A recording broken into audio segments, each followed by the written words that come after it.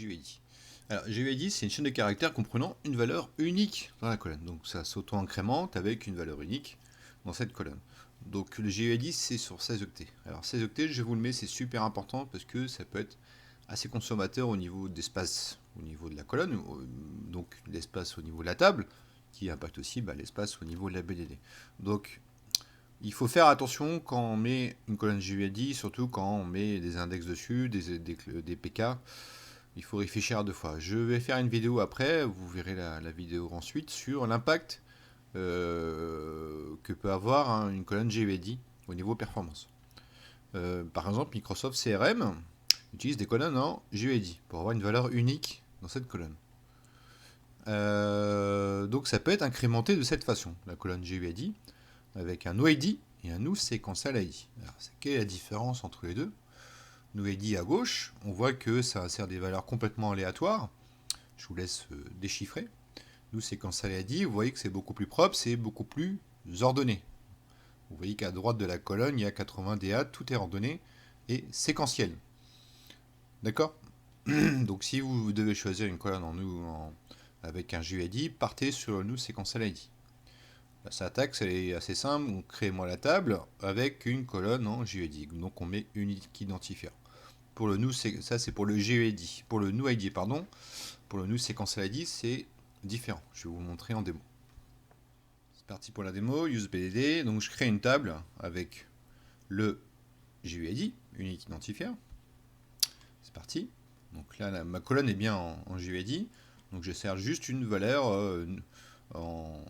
avec un GUID. Donc NewID ici. Alors c'est parti. Donc vous mettez value NewID. Que donne le select? Donc là j'ai inséré une valeur, un GUID. D'accord? Alors qu'est-ce qui se passe si j'insère par exemple 5 autres valeurs de suite? C'est fait. Donc ce que donne le select, on voit que c'est des valeurs complètement aléatoires pour s'assurer qu'il y ait bien une unicité dans cette colonne. On va passer à l'autre type de GUID, on va passer au NewSequential ID. Donc je crée une table pardon, avec comme colonne GUID identique, unique identifier. Par contre, il faut mettre un défaut.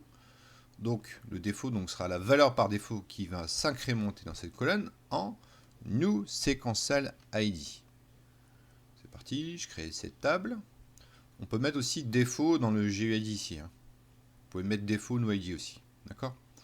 Donc j'ai créé la table, j'insère juste une valeur. On voit que ça ne marche pas. Il faut valeur NewSequential ID, ça ne fonctionne pas. Il faut mettre un value défaut, parce que ma colonne est en défaut. Donc si je mets ces valeurs avec défaut, là ça passe. Et que me donne mon select étoile from NewSequential ID? On voit que c'est beaucoup mieux ordonné. Vous voyez qu'ici à droite, il y a AC9, C, et puis on voit que c'est séquentiel. Par contre, on voit qu'il y a juste au début, il y a des petites valeurs qui changent.